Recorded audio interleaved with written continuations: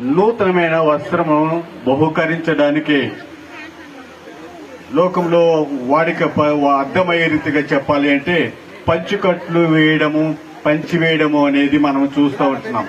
నూతన వస్త్రాలను బహుకరించడానికి దేవుడు ఎంతగానో కృప చూపిన వాడుకున్నాడు.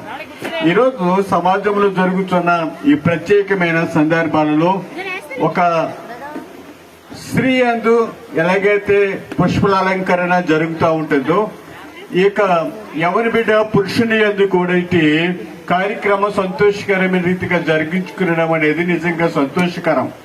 ఈ యొక్క వస్త్ర అలంకరణ, వస్త్రములు ఇవ్వబడము అనేది మనం జ్ఞాపకం చేసుకుంటే, ఉదయకాల సమయంలో వారి యొక్క మేనమామ రామకృష్ణ గారు ఆ బావుని ప్రేమించి వారికి వస్త్రాలు ఇవ్వడం అనేది జరిగింది. బైబిల్లో వస్త్రాలు తీసుకున్నవాడు, ఇవ్వబడిన వారిద్దరు మనకు జ్ఞాపకం చేసుకోవాలని ఈ ప్రత్యేక సమయంలో నేను మీకు తెలియపరుస్తున్నాను.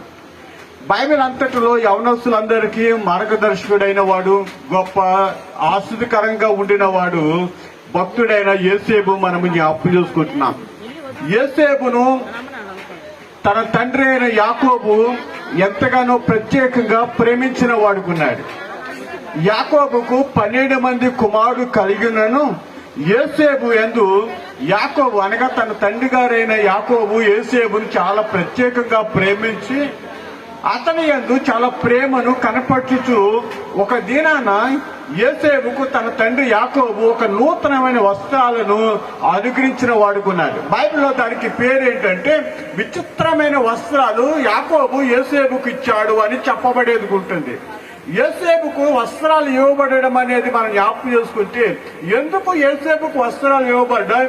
ఈరోజు భర్తరాముకు వస్త్రాలు, ఆ వస్త్ర అలంకరణ, నూతనమైన వస్త్ర అలంకరణ ఎందుకు ఇవ్వబడింది అంటే ఒక ప్రత్యేకత మనం జ్ఞాపకం చేసుకోవాల్సిన వారికి ఉన్నాం. ఆడపిల్ల పెద్దది అవ్వగానే, లేకపోతే వస్త్ర అలంకరణ జరగగానే, ఆడపిల్లకు మొన్నే ఫంక్షన్ జరిగింది, ఆడపిల్ల బయటకు పంపకూడదు, ఆడపిల్లని చాలా జాగ్రత్తగా చూసుకోవాలి, ఏంటి పెద్దదాని వైపు కూడా అలాగే తిరుగుతున్నావు ఎందుకు అంటూ ఆమె ఎందు ఒక కండిషన్ అనేవి ఉంటాయి. కానీ పురుషుని యందు మాత్రము, యవనస్తుని యందు మాత్రము ఎలాంటి కండిషన్ మనము చూడలేని వారికి ఉంటున్నాము. ఈరోజు ఆడపిల్లగా ఉన్నాక యవన బిడ్డ ఎలాగైతే పవిత్రంగాను, జ్ఞానంగాను, తల్లిదండ్రులు విధేయత కలిగిన వ్యక్తిగాను, సమాజంలో గౌరవంగా ఉండాలని ఎలాగైతే అనుకుంటా ఉన్నామో, అలాగే యవన బిడ్డ అయిన కుమారుడి యందు కూడా, ఒక పురుషుని యందు కూడా అట్టే బాధ్యత మనం కలిగి ఉండవలసిన వారికి ఉన్నాం. ఎందుకు ఈ మాట నేను జ్ఞాపకం చేస్తానంటే, ఒక సహోదరికి దైవజనుడిగా నేను ఒక మాట చెప్పాను, అమ్మా ఇదిగో నీ కుమారుడు సరైన